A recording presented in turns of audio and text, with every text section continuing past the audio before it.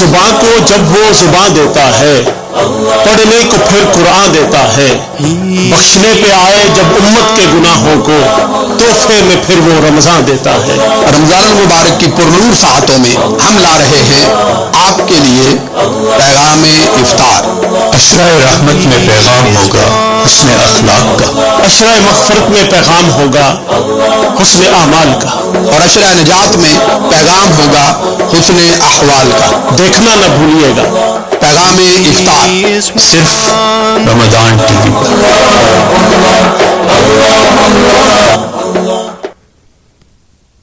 بسم اللہ الرحمن الرحیم۔ السلام علیکم ورحمۃ اللہ وبرکاتہ۔ پیغام افطار منہاج کے ساتھ پروگرام لے کر محمد شاہد بابر آپ کی خدمت میں حاضر ہے۔ آج ہماری ڈسکشن کا موضوع ہے تعلق باللہ اور اس کے تقاضے۔ قبل اس کے کہ ہم اپنے موضوع کو زیر بحث لائیں، ہم آپ کو لیے چلتے ہیں لندن کی فضاؤں میں ایک خوبصورت آواز سنانے کے لیے۔ ہمارے ساتھ موجود ہیں منہاج القرآن انٹرنیشنل لندن سے محترم حافظ حمزہ حسن صاحب، جو کہ منہاج المنشدین کے ممبر ہیں، اور انہوں نے منہاج القرآن انٹرنیشنل لندن سے ہی حفظ کیا ہے۔ بہت خوبصورت قاری ہیں، حافظ ہیں، اور سرکار دو جہاں نبی پاک صلی اللہ علیہ وسلم کی مدح سرائی کرتے ہیں، اور نعت خوانی کی خصوصی تربیت انہوں نے محترم المقام علامہ عادل قاسمی صاحب، جو کہ یو کے بڑے معروف نعت خوان ہیں، ان سے لی ہے۔ آئیے اپنے دلوں کو منور کرتے ہیں تلاوت کلام پاک سے اور نعت رسول مقبول صلی اللہ علیہ وسلم سے اپنے پروگرام کا آغاز کرتے ہیں، لندن سے محترم حمزہ حسن صاحب کی آواز سے۔ اعوذ باللہ من الشیطان الرجیم، بسم اللہ الرحمن الرحیم، قد افلح المؤمنون الذین هم فی صلاتهم خاشعون والذین هم عن اللغو معرضون والذین هم للزکاة فاعلون والذین هم لفروجهم حافظون إلا على أزواجهم أو ما ملكت أيمانهم فإنهم غير ملومين، فمن ابتغى وراء ذلك فأولئك هم العادون، والذين هم لأماناتهم وعهدهم راعون، والذين هم على صلواتهم يحافظون، أولئك هم الوارثون الذين يرثون الفردوس هم فيها خالدون، صدق اللہ العظیم۔ ماشاء اللہ ماشاء اللہ۔ جی نعت رسول مقبول صلی اللہ علیہ وسلم۔ صلی اللہ علیہ یا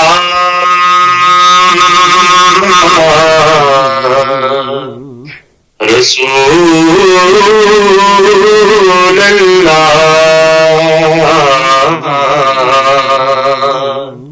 وسلم علیک یا حبیب اللہ۔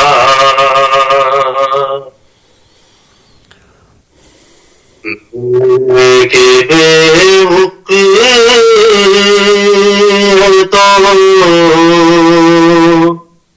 بے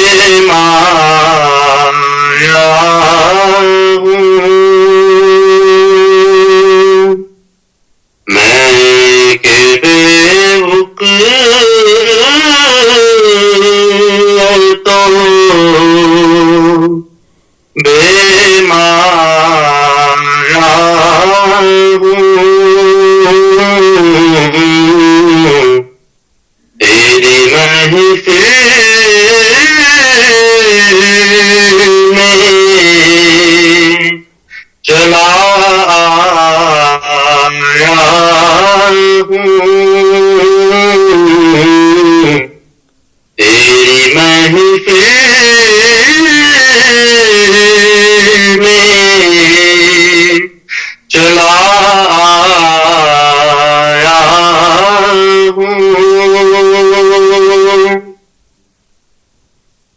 آج ہوں میں تیرا دہلیز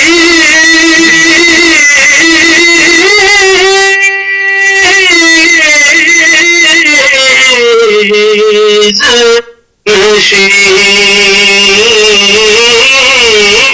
آج ہوں میں تیرا دہلیز نشین. آج میں عرش کا ہم پایا ہوں. آج میں عرش کا ہم پایا ہوں. اور تیرا پیک ہے کہ ایک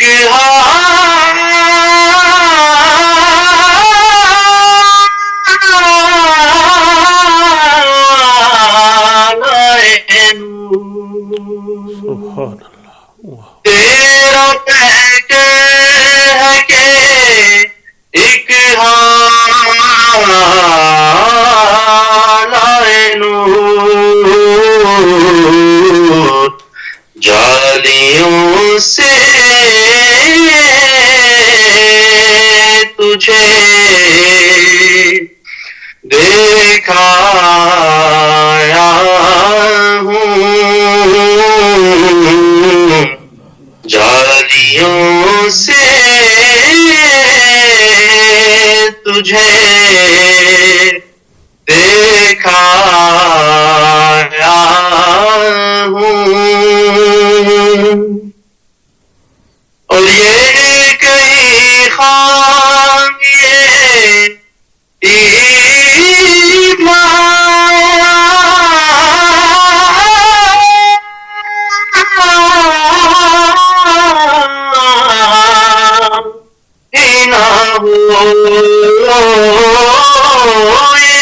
کہیں خامیے ایمان ہی نہ ہو کہ میں مدینے سے پلٹ آیا ہوں. میں مدینے سے پلٹ آیا ہوں. میں کہ بے تو بے پایا ہوں. تیری محفل میں چلا آیا ہوں. ماشاء اللہ ماشاء اللہ. بہت شکریہ جناب حافظ حمزہ حسن صاحب. آپ نے انتہائی پرکیف انداز سے نعت رسول مقبول صلی اللہ علیہ وسلم کا نذرانہ پیش کیا. ہے سراپا اجالا ہمارا نبی، رحمت حق تعالی ہمارا نبی، جس کا کونین میں کوئی ثانی نہیں، ہے وہ جگ سے نرالا ہمارا نبی. آب کوثر پئیں گے تو صرف اس لیے، ہم کو بخشے گا پیالہ ہمارا نبی. غم نہیں ہے ہم کو تاریکی قبر کا، بخش دے گا اجالا ہمارا نبی. جس کی نسبت سے ہو جائیں گے پار ہم، ہے وہ سچا حوالہ ہمارا نبی، کیوں نصیر اہل دنیا پہ رکھے نظر، ہم کو ہے دینے والا ہمارا نبی۔ پوری کائنات میں صدقہ مصطفیٰ بٹ رہا ہے، اور رمضان ٹی وی بھی اور پیغام افطار کی ٹیم بھی اسی بارگاہ کا وسیلہ لے کر آپ کی بارگاہ میں ناظرین ہم حاضر ہیں۔ آج ہمارا جو موضوع ہے وہ ہے تعلق باللہ اور اس کے تقاضے۔ تعلق باللہ سے مراد معبود حقیقی سے ایسی وابستگی ہے جو محبت اور دیوانگی پر مبنی ہو، اپنے خالق و مالک سے انتہا درجے کے جذبات اور محبت و طاعت کا نام تعلق باللہ کہلاتا ہے۔ ہمارا یہ تعلق جتنا اہم ہے اتنا ہی کمزور ہو چکا ہے۔ اس کے کئی اسباب ہیں، ان اسباب میں سے ایک سبب ہماری نفسانیت اور ہمارے اوپر نفسانی حملے، اور دوسرا سبب مادیت ہے، دنیا کی چمک۔ آج ایک طرف اللہ کی غلامی اور اس کے تقاضے ہیں، جبکہ دوسری طرف دنیا کی کشش اور نفس کی خواہشات ہیں۔ آج ہمارا مقابلہ دنیا کی محبت میں اور اللہ کی محبت میں ہے۔ آج مقابلہ ہے نفس کی اطاعت میں اور اللہ کی اطاعت میں۔ آج مقابلہ ہے نفس کی غلامی میں اور اللہ کی غلامی میں۔ ہمیں جانچا اور پرکھا جا رہا ہے کہ ہم کس کی طرف جاتے، ہم پر کس کی محبت، اطاعت اور غلامی گرفت میں مضبوط ہے، اور ہم کس کے بندے بنتے ہیں، اپنے مولا کے بندے بنتے ہیں یا اپنی نفسانی خواہشات کے بندے بنتے ہیں۔ اللہ تعالیٰ سے اپنا تعلق مضبوط کرنے کے لیے، نفس و شیطان کی گرفت کمزور کرنے کے لیے ضروری ہے کہ ہم اللہ سے تعلق جوڑیں اور اس کے تقاضے پورے کریں۔ اگر تقاضے منوان پورے نہیں ہو سکتے تو کم از کم ہم کوشش کریں کہ محبت الہی کی آگ اپنے دلوں میں جلا کر ہم اپنی شہوتوں کو جلا کر راکھ کر دیں۔ ذکر الہی کے ذریعے ہم اللہ تعالیٰ کی صحبت اختیار کریں اور اس کے قرب کو حاصل کرنے کی کوشش کریں۔ خشیت الہی کے ذریعے اور اللہ کے خوف میں رونے والی وہ آنکھ ہمیں نصیب ہو جس کے ذریعے ہمیں وہ روحانی لذت اور کیف ملے کہ ہمیں دنیا کی لذتیں بھول جائیں۔ اطاعت الہی کے ذریعے ہم مالک و مولا کی خوشنودی حاصل کرنے کے قابل ہوں، اور عبادت الہی کے ذریعے ہم اپنا مقصود زندگی پا سکیں۔ لہذا آج کے موضوع کی طرف ہم چلتے ہیں اور محترم ڈاکٹر محمد رفیق حبیب صاحب سے پوچھتے ہیں کہ تعلق باللہ کی کیا اہمیت ہے اور اس کی کیا ضرورت ہے قرآن پاک کی روشنی میں اور حدیث پاک کی روشنی میں۔ تھینک یو علامہ صاحب۔ آج کا جو ہمارا موضوع ہے وہ ہے تعلق باللہ، کہ اللہ تعالیٰ کے ساتھ ہمارا تعلق کیسا ہونا چاہیے، اس کی نوعیت کتنی ہونی چاہیے اور کس شدت کے ساتھ ہونا چاہیے۔ تو اس کے اندر جو سب سے پہلی بات ہے وہ ہے کہ رب تعالیٰ کے ساتھ ہمارا تعلق محبت پر مبنی ہونا چاہیے۔ بے شک اللہ تعالیٰ نے قرآن مجید کے اندر ارشاد فرمایا، ویسے بھی تعلق ہوتا ہی تب ہے جب محبت ہوتی ہے، تو محبت تعلق کی بنیاد ہوتی ہے، اور خصوصی طور پر جس تعلق کی ہم اب بات کر رہے ہیں یہ تو سارے کا سارا محبت ہے۔ بے شک اللہ تعالیٰ نے قرآن مجید کے اندر سورہ بقرہ میں ارشاد فرمایا، والذین آمنوا اشد حبا للہ، کہ جو لوگ اللہ پر ایمان لاتے ہیں وہ شدید، مبالغہ کا صیغہ آپ کو معلوم ہے کہ وہ ہر چیز سے بڑھ کر اللہ تعالیٰ سے محبت کرتے ہیں۔ تو تعلق کی بنیاد جو ہے وہ محبت اللہ تعالیٰ نے خود قرار دی یہاں پہ اس آیت میں، کہ محبت جب تک نہیں ہوگی تعلق جھوٹا ہوگا، ताल्लुक की हैसियत नहीं होगी और वो ताल्लुक पुख्ता नहीं होगा। तो जितनी मोहब्बत ज्यादा होगी उतना ताल्लुक पुख्ता है।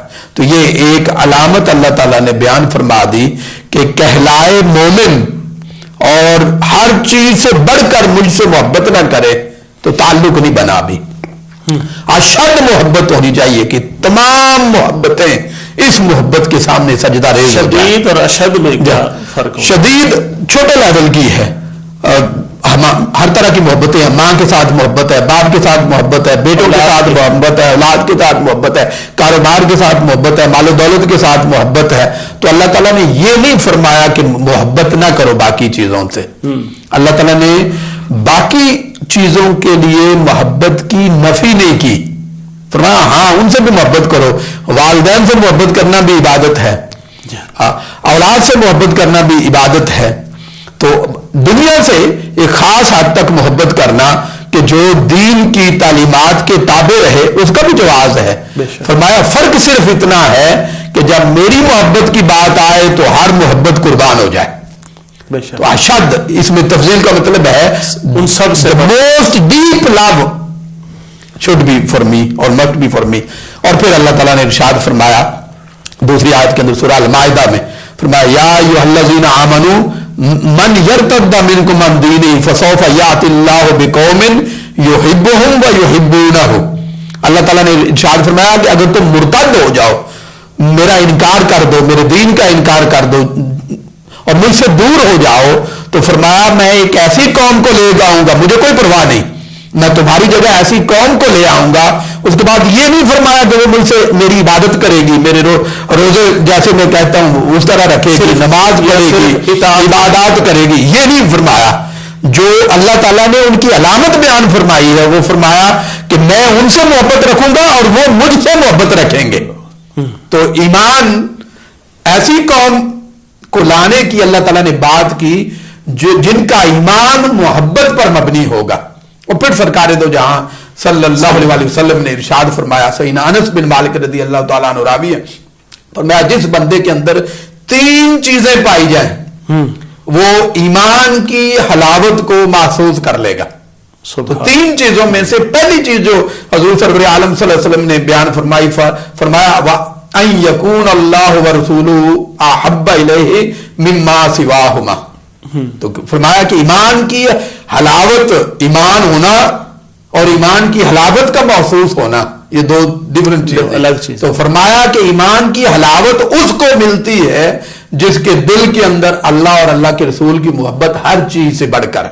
और एक और बात यहां पे फरमाया, हुजूर नबी अकरम सल्लल्लाहु अलैहि वसल्लम के सामने अबू हुज़ैफा उनके गुलाम का तज़किरा किया गया।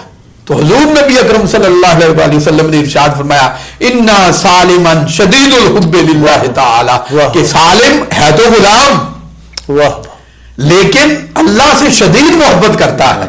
तो यहां पर भी हुजूर नबी अकरम ने फरमाया कि मोहब्बत की अहमियत क्या है हमारे ईमान के अंदर।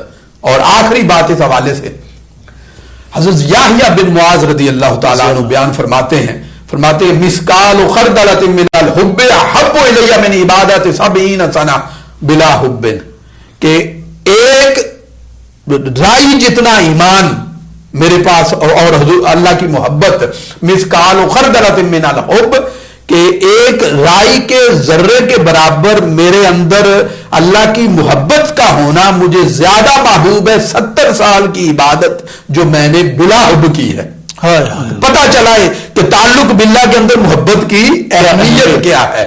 और फिर इमाम कुशैरी ने बयान किया एक शख्स का वाकया, वो भी गुलाम था, उतबा गुलाम, तो मैं सारी रात इबादत करता रहा और सुबह तक वो एक ही जुमला बोलता रहा, मौला अगर तू मुझे अजाब दे तो मैं फिर भी तुमसे मोहब्बत करूंगा, और अगर मुझ पर रहम फरमाए फिर भी तुमसे मोहब्बत करूंगा।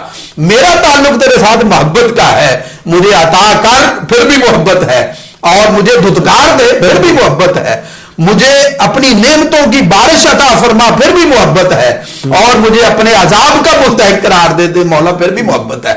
मेरे दिल से तेरी मोहब्बत खत्म नहीं होगी क्योंकि हमारा ताल्लुक मोहब्बत पर मबनी है। तो ताल्लुक बिल्लाह वही कबूल है जो मोहब्बत पर मबनी हो। اور یہ محبت اللہ تعالیٰ ہمیں عطا فرمائے. آمین. جی عمیر بھائی آپ بھی اس بارے میں کچھ ارشاد فرمائیں کہ محبت کا کیا اہم رول ہے تعلق باللہ میں. Islam places a great emphasis on love, and there's details about what sort of love. Rasulullah sallallahu alaihi wasallam's love, Allah's love, then you have the love for your parents, the love for your family, the love for anything of this world, the love for your neighbor. So all of these are detailed, and some of them are the good sides of things, some of them are the bad ones. So the love of this dunya is going to take you away from Allah subhanahu wa ta'ala, so that's a negative thing.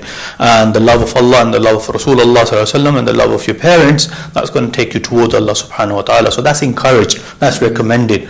So best of all of these loves is the love of Allah and His Rasul sallallahu alaihi wasallam. So Allah subhanahu wa ta'ala says about His love, again Surah Al-Baqarah, وَالَّذِينَ آمَنُوا أَشَدُّ حُبًّا لِلَّهِ. So those who believe love Allah the most. And here ashaddu, again, as Allama Sahib was explaining, is about the intensity of love. That love is so intense that no one else has that kind of love from you. So it's more intensely than anybody else that you can love in this world. And then Allah subhanahu then Rasulullah sallallahu alaihi wasallam says, and this hadith is reported in Bukhari and Muslim, whoever possesses these three things, he will taste the sweetness of Iman. The first one, the one who loves Allah and His Prophet more than anything. And then the second one, whomever he loves, he loves them for the sake of Allah subhanahu wa ta'ala. And then who hates to convert to disbelief after Allah subhanahu wa ta'ala has guided him, as much as he hates to be thrown into fire. Now again, the theme here is the same thing. Is Allah here? They're not talking about believing in Allah subhanahu wa ta'ala and following His directions and following the directions of Rasulullah sallallahu alaihi wasallam. They are talking about love and hate. So the intensity of love. Two things about love: loving somebody else for the sake of Allah subhanahu wa ta'ala, you will feel the iman, you will feel belief within you. And loving Allah subhanahu wa ta'ala and His Prophet more than anything, you will feel iman inside you.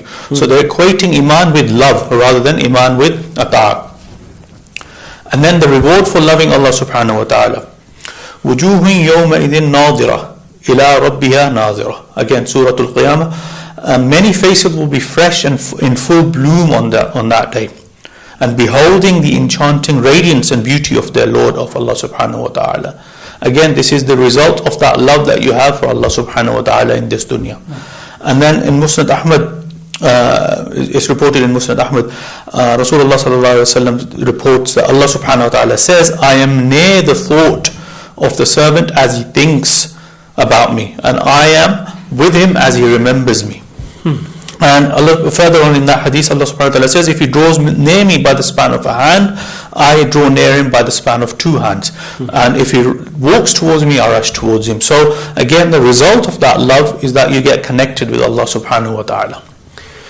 ناظرین یہاں پر time ہوا ہے ایک short break کا, تو بس کہیں جائیے گا نہیں, کیپ واچنگ رمضان ٹی وی پیغام افطار. ابھی تھوڑی بریک, شارٹ بریک کے بعد ملتے ہیں. کو جب وہ زبان دیتا ہے, پڑھنے کو پھر قرآن دیتا ہے, بخشنے پہ آئے جب امت کے گناہوں کو, تحفے میں پھر وہ رمضان دیتا ہے. رمضان المبارک کی پرنور ساعتوں میں ہم لا رہے ہیں آپ کے لیے پیغام افطار. عشرہ رحمت میں پیغام ہوگا حسن اخلاق کا, عشرہ مغفرت میں پیغام ہوگا حسن اعمال کا, اور عشرہ نجات میں پیغام ہوگا حسن احوال کا. دیکھنا نہ بھولیے گا پیغام افطار صرف رمضان ٹی وی پر.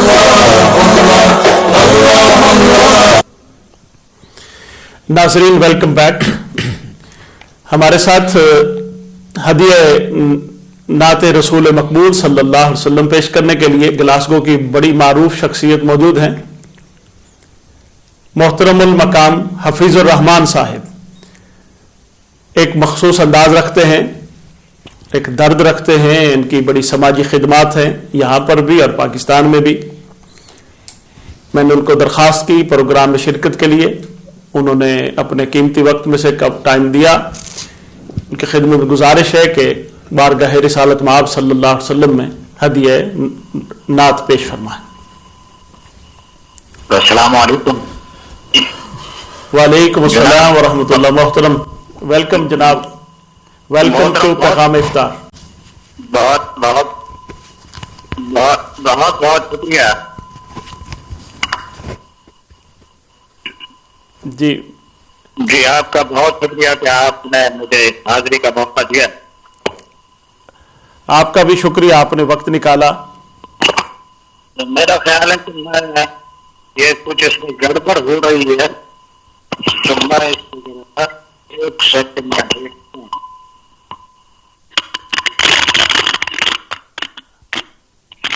جی ہیلو. جی جی آواز آ رہی ہے آپ کو؟ جی آ رہی ہے، آپ کی آواز آ رہی. اگر آپ مولانا اجازت دیں تو میں چند جملے آپ کے رمضان ٹی وی پر کہنا چاہتا ہوں، اگر آپ کی اجازت ہو تو. جی بسم اللہ بسم اللہ، ضرور ارشاد فرمائیے. میں آپ تمام حضرات مبارکباد کے مستحق ہیں کہ بہت ہی تھوڑے عرصے میں آپ لوگوں نے اپنے پروگراموں کے ذریعے ہماری کمیونٹی پر گہرے اثرات چھوڑے ہیں، الحمدللہ. اور گلاسگو شہر کو ایسے ٹی وی اسٹیشن کی ضرورت تھی، اور الحمدللہ آپ نے وہ کمی پوری کر دی. الحمدللہ. اور رمضان کے پروگراموں کے حوالے سے میں یہ عرض کروں گا کہ آج جناب علامہ شاہد بابر صاحب کا یہ پروگرام جو افطار پیغام ہے، یہ ماشاءاللہ بہت اچھا پروگرام ہے، اور آپ کے ساتھی بھی اچھا پروگرام پیش کر رہے ہیں، اور اس پروگرام کو بھی خاص طور پہ بہت پسند کیا جاتا ہے. اور جی دعا گو ہوں کہ اللہ تعالیٰ آپ کو کامیابی اور کامرانی کی منزلوں کو اسی طرح طے کراتا رہے، آمین. اور تمام سامعین اور ناظرین علمی، ادبی اور معاشرتی لحاظ سے اس لوکل ٹیلی ویژن سے فائدہ اٹھاتے رہے. آمین. آمین. اور اب میں یہ آپ کا حسن نظر ہے، اور ہم امید رکھتے ہیں کہ آپ کی یہ محبتیں اور محبت بھری نگاہیں انشاءاللہ تعالی ادھر رہیں گی، اور جہاں تک آپ سے ہو سکے یہ پیغام وہاں تک پہنچائیں. یہ آلریڈی ہماری کمیونٹی میں اکثر حضرات جو ہے وہ باتیں کر رہے ہیں کہ یہ ٹیلی ویژن نیا شروع ہوا ہے، اور مجھے امید ہے کہ یہ بہت کامیاب ٹیلی ویژن ہوگا انشاءاللہ. اب میں آپ کی خدمت میں چند ایک اشعار پیش کرتا ہوں. میں رمضان ٹی وی کی طرف سے بھی، اور ان کی رمضان ٹی وی کی جو انتظامیہ ہے ان کی طرف سے بھی، آپ جیسے جتنے بھی درد مند حضرات ہیں جو اس محبت کے پیغام کو آگے پہنچا رہے ہیں، آپ کا خصوصی شکریہ ادا کرتا ہوں. جزاک اللہ خیر، جزاک اللہ. صلی اللہ علیہ یا رسول اللہ وسلم علیک یا حبیب اللہ. یہ نعتیہ چند اشعار ہیں، اور یہ کچھ سرائکی، کچھ پنجابی، یہ ملے جلے الفاظ اس میں ہوں. جی جی. جند مکدی مکدی مک چلی، جند مکدی مکدی مک چلی، اج مکیاں یار جدا نہیں، بیٹھے ہاں وچ اڑی کاں دے، بیٹھے ہاں وچ اڑی کاں دے، سونے دیا چٹھیاں آیا نہیں، جند مکدی مکدی مک چلی، مکدی گل مکا لئیے،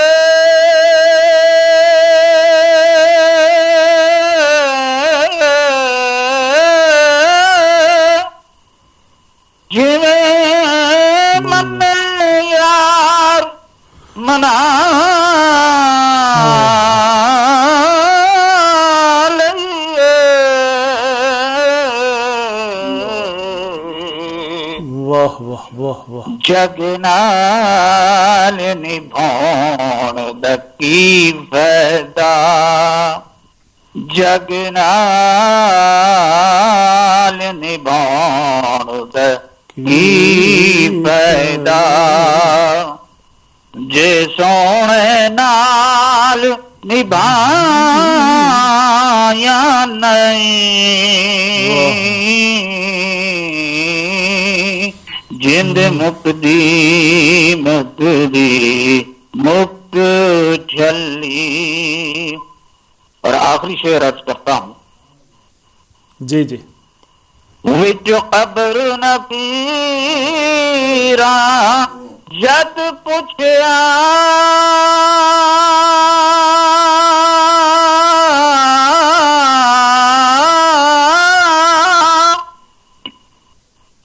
دس پیڑے امر کمائنی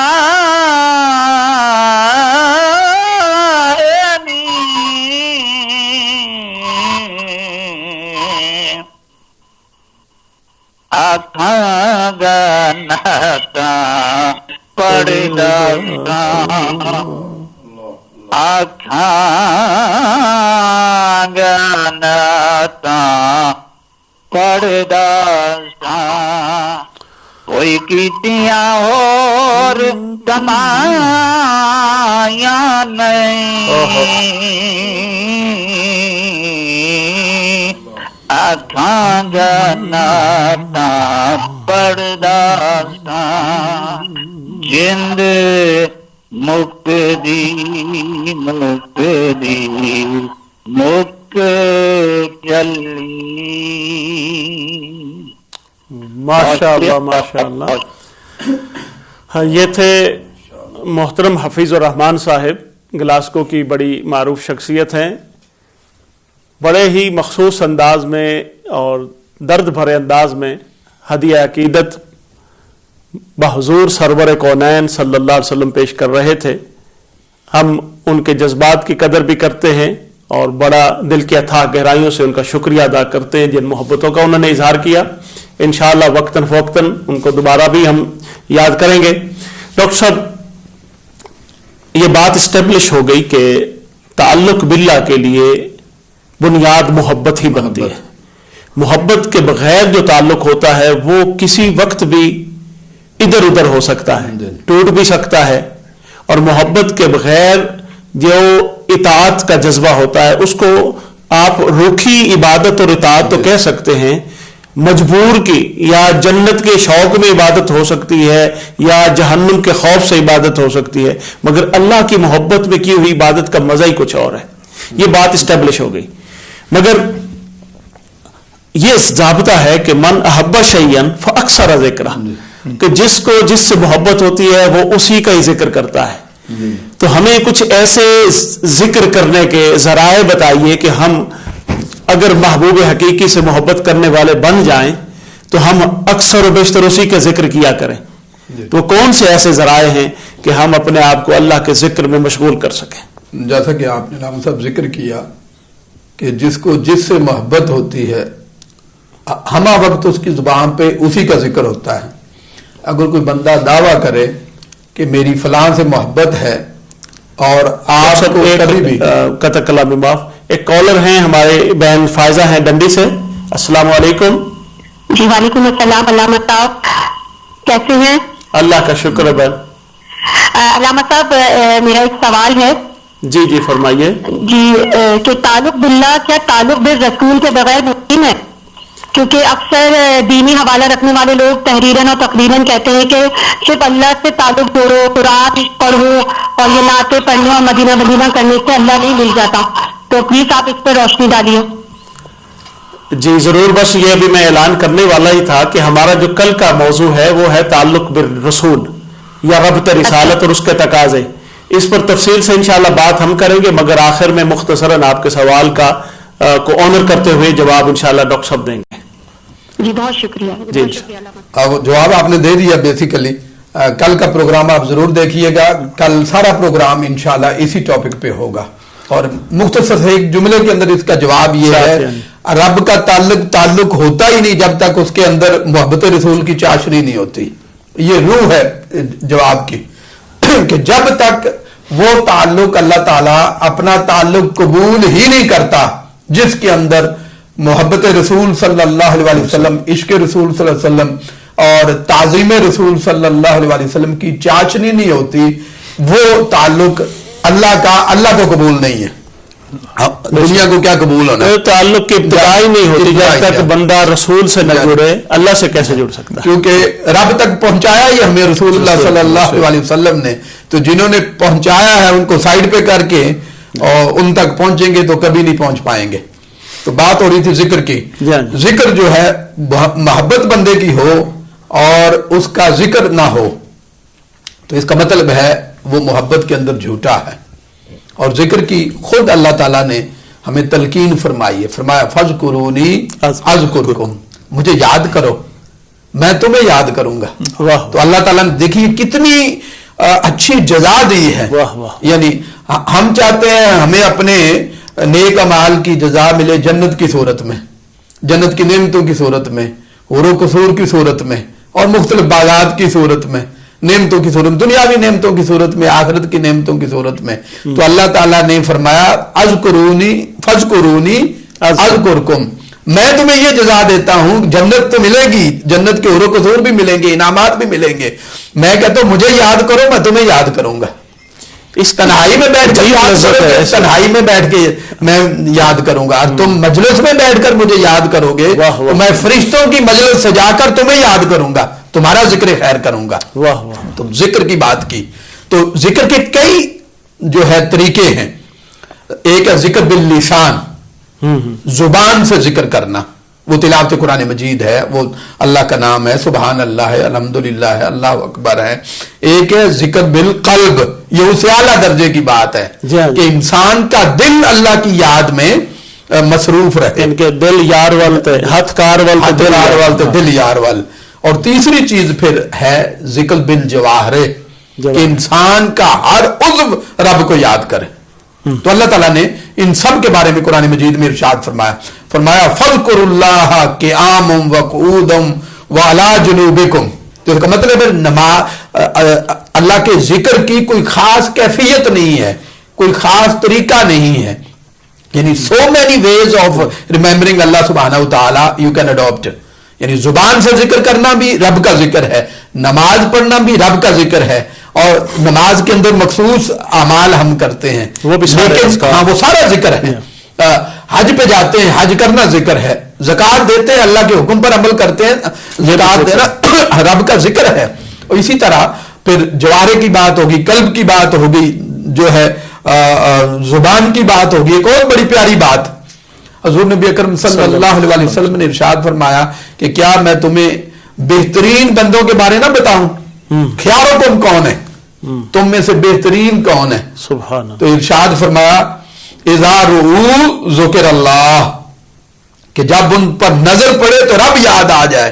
تو اس سے جو میں ڈرائیو کر رہا ہوں صلحاء اولیاء کی زیارت کرنا رب کا ذکر ہے. بے شک بے شک. فرمایا اذا رؤوا ذکر اللہ، جب ان کو دیکھا تو اللہ یاد آ گئی، اللہ کی یاد آ گئی. تو ان کو دیکھنا، ان کی صحبت میں بیٹھنا، ان کی بات سننا، ان کی بارگاہ میں جا کر بیٹھنا اور ان کو جسٹ تک لینا اللہ کی بارگاہ میں ذکر الہی شمار ہوتا ہے. اور اس سے اگلی بات کہ ہر وہ کام جو اللہ تعالی اور اللہ کے رسول صلی اللہ علیہ وسلم کی اطاعت اور فرما برداری کے اندر انجام پائے گا، ہر وہ کام ذکر الہی بن جائے گا. خواہ وہ کھانا کھانا ہو، خواہ وہ جاب کرنا ہو، خواہ وہ لیٹنا ہو، سونا ہو. آپ دیکھیے حضور نبی اکرم صلی اللہ علیہ وسلم نے ارشاد فرمایا کہ جو بندہ عشاء کی نماز جماعت کے ساتھ پڑھتا ہے اور اس کے بعد بیڈ پہ جا کے لیٹ جاتا، سو جاتا، ساری رات سویا ہوا ہے، اور پھر صبح اٹھا اور فجر کی نماز اس نے جماعت کے ساتھ پڑھی، تو فرمایا وہ کنسیڈر کیا جائے گا اللہ کی بارگاہ میں کہ وہ ساری رات عبادت میں رہا. یہ وہ سویا ہوا تھا، کوئی سبحان اللہ نہیں کہہ رہا تھا، الحمدللہ نہیں کہہ رہا تھا، اس کو شعور ہی نہیں تھا میری باڈی کے ساتھ کیا ہو رہا ہے، احساس ہی نہیں تھا، لیکن اللہ کی بارگاہ میں وہ عبادت شمار ہو رہا ہے. تو اس کا مطلب کیا ہے کہ جو عمل انسان کر رہا ہے اگر وہ اللہ اور اس کے رسول صلی اللہ علیہ وسلم کی تعلیمات کے تابع ہو کر ہو تو ہر عمل ذکر الہی ہے، اس میں تمام حدود قیود ختم ہو گئی. افضل ذکر جو ہے لا الہ الا اللہ. مگر نماز کا نماز ایک ایسی فارم ہے کہ جو کہ اللہ کے ذکر کی بہترین شکل رہے گی.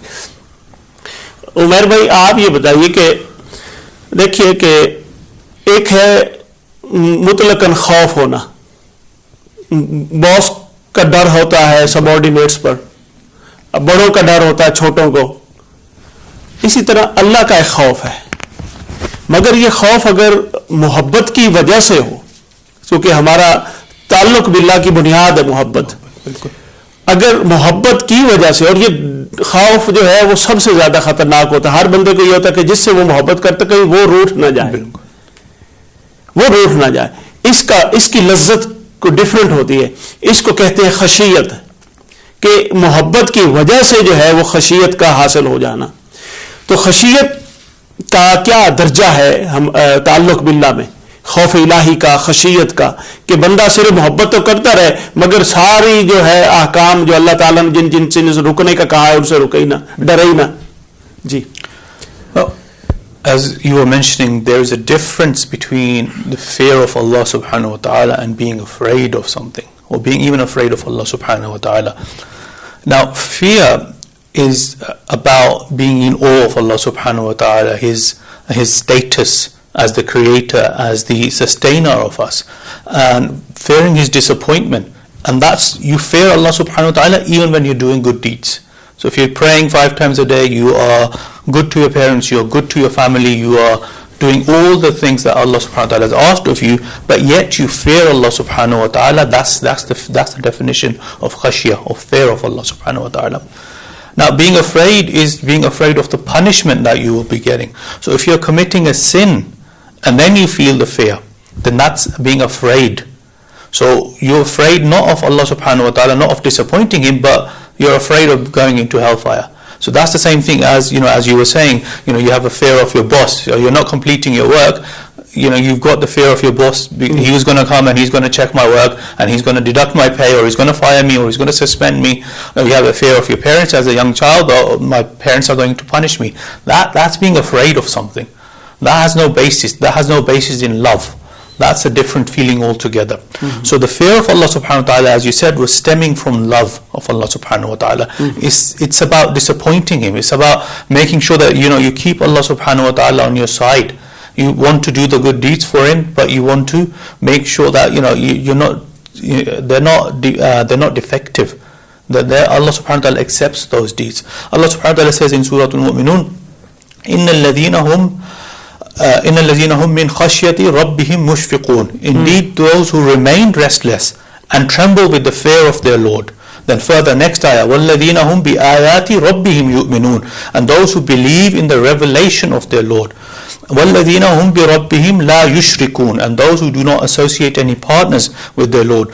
وَالَّذِينَ يُؤْتُونَ مَا آتُوا بِهِمْ وَقُلُوبِهِمْ وَجِلَّةٌ أَنَّهُمْ إِلَىٰ رَبِّهِمْ راجعون. So, and those who give away in the way of Allah as much as they can, yet in spite of that, their hearts fear that they are to return to their Lord, lest it should be rejected. So here Allah subhanahu wa ta'ala is saying that even though they are giving in the way of Allah subhanahu wa ta'ala, they're doing a good deed. They are taking from their mal, they're taking from their wealth, and they're giving it in the way of Allah subhanahu wa ta'ala, but they still have the fear of Allah subhanahu wa ta'ala in their heart. Why do they have that fear? It's not because they're afraid of Allah subhanahu wa ta'ala in that sense. It's that the fear is because they don't want to disappoint Allah subhanahu wa ta'ala. They want Allah subhanahu wa ta'ala to accept that. So Allah subhanahu wa ta'ala says in the next ayah, أُولَٰئِكَ يُصَارِعُونَ فِي الْخَيْرَاتِ وَهُمْ لَهَا سَابِقُونَ. It is those people who are hastening in collecting the good works, and it is they who excel in this pursuit. So they're careful about what they're doing, because they don't want to go in front of Allah subhanahu wa ta'ala and say, and Allah subhanahu wa ta'ala rejects those deeds because there was something, there was an element of showing off in that, or there was an element that wasn't, or there were an element of impurity in their deeds. So Allah subhanahu wa ta'ala is saying that the fear of Allah subhanahu wa ta'ala doesn't just have to do with the punishment of Allah subhanahu wa ta'ala, but it's to do with the love of Allah subhanahu wa ta'ala. माशाअल्लाह. Doctor साहब देखिए कि जब मोहब्बत इलाही ताल्लुक़ बिल्लाह का तकाजा है, खशियत इलाही मोहब्बत ताल्लुक़ बिल्लाह का तकाजा है, तो इन के बाद जो है बंदा जब इबादत करता है, और इबादत इलाही भी ताल्लुक़ बिल्लाह का एक मेन तकाजा है. हमारे यहाँ तसव्वुर है कि बस हम नमाज 5 वक्त की पढ़ें या हज कराएं हर साल और ज़कात दे लें, रोज़े रख लें, तो क्या यही चंद रसूमात का नाम हमने इबादत रख लिया है, जबकि इबादत का तसव्वुर ये महदूद है या इससे कहीं वसी तर है? देखिए, अल्लाह ताला ने और इस्लाम ने और सरकार दो जहान सल्लल्लाहु अलैहि वसल्लम ने जो इबादत का तसव्वुर दिया है वो बहुत जामे, बहुत वसी और कामिल और अकमल है.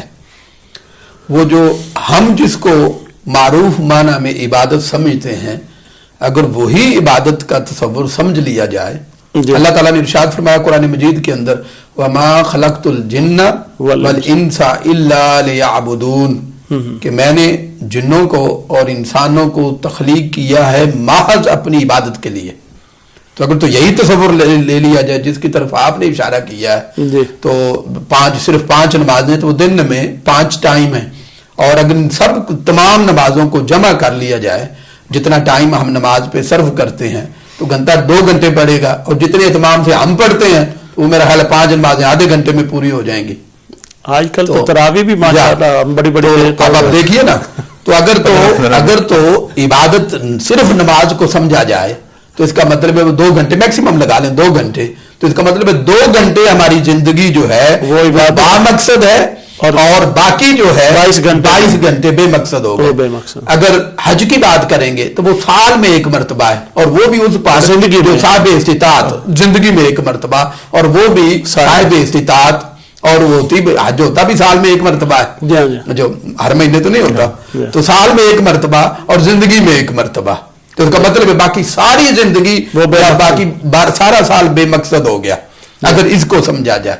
तो इसलिए मैंने बात की, रोजा है हम सारे रख रहे हैं रमजान मुबारक के रोजे, पूरा महीना, वो भी साल में 29 या 30 दिन होते हैं, बाकी इसका मतलब 11 महीने जो है हमारी जिंदगी बेमकसद हो जाएगी.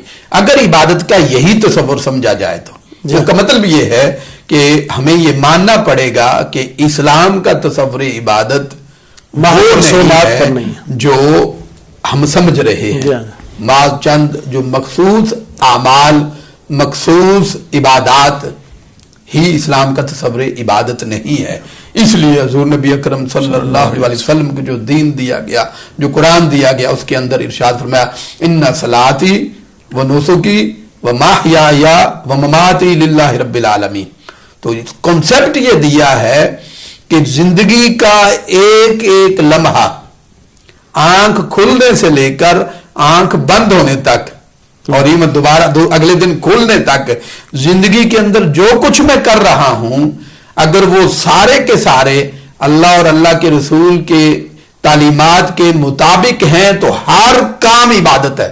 अगर मैं खाना इसलिए खा रहा हूं इस नियत के साथ कि अगर मैं खाना खाऊंगा मुझसे जो ताकत और तवानाई मुझे मिलेगी मैं अल्लाह की इबादत में सर्फ करूंगा, और अपने फराइज़ मनसबी जो अपनी फैमिली के हवाले से, सोसाइटी के हवाले से, मुआशरे के हवाले से हैं, तो मेरे अंदर ताकत और तवानाई होगी तो मैं इंतहाई बेहतर तरीके से अदा कर सकूंगा. तो इस नियत के साथ खाना इबादत बन जाएगा. बच्चों को जब हम समझाते हैं तो ये कहते हैं अगर एक बच्चा फुटबॉल खेल रहा है, गेम खेल रहा है, और उसके अंदर नियत उसकी ये है कि मेरे अंदर फिटनेस होगी तो मैं अपनी जिम्मेदारियां जो मेरे अल्लाह और मेरे रसूल सल्लल्लाहु अलैहि वसल्लम ने मुझ पर आयद की हैं तो मैं ज्यादा बेहतर तरीके से कर लूंगा. तो इस नियत के साथ प्लेग्राउंड में जाना, एक्सरसाइज करना, जाना, ये सारी बात. इसी तरह अगर ये नियत हो कि मैं अपना रिस्क हलाल कमाऊं, रिस्क हलाल के लिए वो मेहनत कर रहा है 8 घंटे 10 घंटे 12 घंटे 16 घंटे दुकान में बैठा है, ऑफिस में बैठा है, कंप्यूटर पे बैठा है, और स्टूडियो के अंदर हमारे साथी बैठे हैं, अगर वो इस नियत के साथ हैं कि इसका मतलब है अल्लाह और अल्लाह के रसूल को खुश करना और अल्लाह के रसूल की तालीमात के मुताबिक करना, तो जॉब करना, दफ्तर में बैठना, दुकान चलाना, ये सारे का सारा अल्लाह की इबादत बन जाएगा. तो हर लम्हा इबादत बन सकता है ہماری زندگی کا اگر اللہ اور اللہ کے رسول کی تعلیمات کے تابع ہو. جی یہ تابع ہونا اسی کو اطاعت کہتے ہیں. یہ اگلا تقاضا بن جاتا ہے تعلق باللہ کا کہ ہماری زندگی کا ہر عمل اللہ کے احکام کے تابع ہو اور رسول پاک صلی اللہ علیہ وسلم کی سنت کے مطابق ہو. اس کو اطاعت کہتے ہیں. تو یہ اگلا تقاضا بن جاتا ہے. تو اس کے اطاعت الہی کے کیا ثمرات ہیں ہماری زندگی میں؟ Allah subhanahu wa ta'ala says in the Quran in Surah Talaq, وَمَن يَتَّقِ اللَّهَ يَجْعَلْ لَهُ مَخْرَجًا. So, and whoever fears Allah subhanahu wa ta'ala, He makes a way out from him from pain and grief of this world and the hereafter. So Allah subhanahu wa ta'ala is saying that if you are fearing me, if you are following my directions, if you are obeying me in every single aspect of your life, then I will make it easy for you. I will make a way out from any problems that you might face, and that's not a guarantee for just this world, it's a guarantee for the hereafter as well. So both Yawm al-Qiyamah and the dunya go together. And in the next ayah Allah subhanahu wa ta'ala says, وَيَرْزُقُهُ مِنْ حَيْثُ لَا يَحْتَسِبْ وَمَنْ يَتَوَكَّلْ عَلَى اللَّهِ فَهُوَ حَسْبُهُ. And He gives His sustenance from a source which He can never think of. So if you think that because you are at your workplace you can't pray or you can't do any of your other things, Allah subhanahu wa ta'ala says no. If you are fearing of Allah subhanahu wa ta'ala, and if you make that time to turn towards Allah subhanahu wa ta'ala, if you have that intention that you are doing it to provide halal rizq, then Allah subhanahu wa ta'ala says that I will give you sustenance from a source that you never thought of before. And then whoever puts his trust in Allah subhanahu wa ta'ala, Allah subhanahu wa ta'ala is sufficient for him. So it's about putting your trust into Allah subhanahu wa ta'ala. If you're doing all of these things, and if you are following the directions of Allah subhanahu wa ta'ala, and you are not putting your trust in Allah subhanahu wa ta'ala, then Allah subhanahu wa ta'ala will not be providing for you. But however, if you put your trust in Allah subhanahu wa ta'ala, even if you have a meager job, even if you have a job that doesn't pay you much, Allah subhanahu wa ta'ala will make sure that you are well fed and that you are well looked after. This is the reward from Allah subhanahu wa ta'ala. And it brings us closer to Allah subhanahu wa ta'ala. It brings you peace, tranquility. Allah inna bi zikrillahi tatma'innul qulub, and the zikr of Allah subhanahu wa ta'ala, the remembrance of Allah subhanahu wa ta'ala. And Allama Sahib just mentioned, how anything can become the zikr of Allah as long as you have pure intentions. So that will bring peace to your heart as well, inshallah. Doctor صاحب time بڑا مختصر ہے ہمارے پاس, بس یہ سارا اس کا جو ہے نا کرکس میں چاہتا ہوں کہ آپ صحابہ کرام کی زندگی میں سے یا اولیاء کرام میں سے کوئی ایسا واقعہ کہ تعلق باللہ محبت پر مبنی تھا, اس کا کوئی عملی مظاہرہ وہ آپ ارشاد فرمائیں تاکہ ہم سب سے پہلی بات سیدنا صدیق اکبر رضی اللہ تعالی عنہ کا تعلق باللہ اور حضور سرور عالم صلی اللہ علیہ وسلم سے نسبت, اور وہ ساری چیزیں شامل کر لیتی ہے بیچ میں. جب سرکار دو جہاں صلی اللہ علیہ وسلم فرماتے ہیں کہ دین کو تمہارے مال کی ضرورت ہے اور تم اپنا مال دو, تو سیدنا صدیق اکبر رضی اللہ تعالیٰ عنہ کا تعلق باللہ یہ تقاضا کرتا ہے کہ گھر کے اندر جھاڑو پھیر کے سب کچھ لا کے حضور سرور عالم صلی اللہ علیہ وسلم کی بارگاہ میں رکھ دے. تو یہ ان کا تعلق باللہ تھا اور تعلق بالرسول تھا کہ انہوں نے کہا آقا نے چونکہ مانگ لیا ہے تو اب کچھ بھی گھر میں رہے یہ ہمارا حق نہیں ہے, وہ سارا سرکار دو جہاں صلی اللہ علیہ وسلم کی بارگاہ میں رکھ دیا. صحابہ کرام سب کا سیدنا عثمان غنی کو غنی ہم اسی لیے کہتے ہیں کہ انہوں نے دین کے لیے بہت قربانیاں دی اور اپنا مال خرچ کیا. بیان فرماتے ہیں حضرت محمد بن اسحاق بیان فرماتے ہیں کہ حضرت ابراہیم بن ادم رحمۃ اللہ علیہ سے پوچھا گیا کہ ہمیں کوئی نصیحت کرے, تو آپ نے یہ مثال, آپ نے ان کو یہ فرمایا کہ اتخذ اللہ صاحبہ, کہ اللہ کو اپنا دوست بنا لو, وذر الناس جانبہ, اور باقی ہر ایک سے تعلق توڑ لو. تو یہ ان کا تعلق باللہ تھا کہ وہ دوستی صرف خدا سے رکھتے تھے. اور آخری بات اس سلسلے میں حضرت ابو حسین فرماتے ہیں کہ وہ لوگ جنہوں نے صحیح معنوں میں اللہ تعالیٰ کے ساتھ تعلق قائم کر لیا تھا, وہ بیان فرماتے ہیں کہ اللہ تعالیٰ سے تعلق کے قطع ہونے کے خوف نے لوگوں کی جانوں کو پگھلا دیا ہے اور ان کے جو جگر ہیں ان کو جلا دیا ہے اور ان کی نیندیں اڑا دی ہیں اور ان کے جو زاہدین کے زہد کی جو نہریں ہیں ان کو خشک کر دیا ہے, اور فرمایا ان کی گریہ زاری میں اضافہ کر دیا ہے اور ان کا کیف و سرور لوٹ لیا ہے. تو تو جن کے دل کے اندر محبت پیدا ہو جاتی ہے پھر ان کی زندگی صرف محبوب کے ذکر اور اس کے تعلق کے ساتھ وابستہ رہتی ہے. ماشاءاللہ. ناظرین، آج ہم نے کوشش کی کہ تعلق باللہ اور اس کے تقاضے اس موضوع پر کچھ اظہار خیال کر سکیں. ہم نے یہ ٹوٹی پھوٹی کوشش کی. اللہ تعالیٰ اس کو اپنی بارگاہ میں قبول فرمائے. چند اعلانات ہیں جو آئندہ پروگراموں کے لیے ہیں. کل کا مضمون انشاءاللہ تعالیٰ تعلق بالرسول یا ربط رسالت اور اس کے تقاضے ہوگا. تو آپ پروگرام میں شرکت کر سکتے ہیں، کالز کر سکتے ہیں اور اپنے آئیڈیاز دے سکتے ہیں. اور کل کے پروگرام میں پاکستان سے منہاج القرآن انٹرنیشنل کے ای لرننگ سے ہمارے انتہائی واجب الاحترام معزز قاری اور نعت خوان قاری محمد وقاص باروی صاحب انشاءاللہ تعالی شرکت کریں گے. اور میں ایک اور درخواست کرنا چاہوں گا کہ آئندہ پروگراموں میں 16 رمضان کو ہم انشاءاللہ تعالی سیدہ عائشہ صدیقہ رضی اللہ تعالی عنہا کے حوالے سے ان گفتگو کریں گے.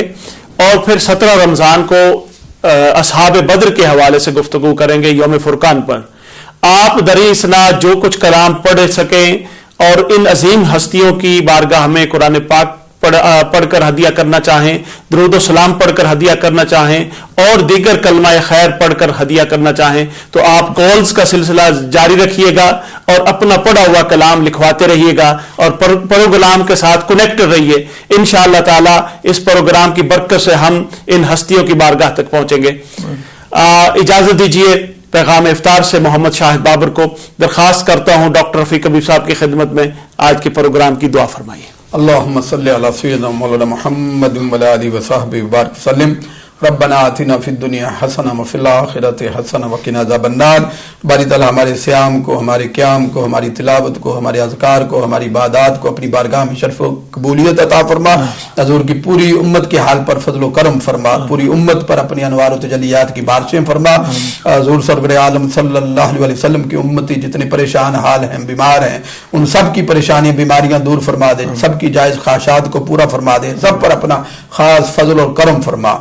ربنا تقبل منا انك انت السميع العليم وتوب علينا انك انت التواب الرحيم. صلى الله تعالى على خير خلقه محمد وعلى اله وصحبه وبارك.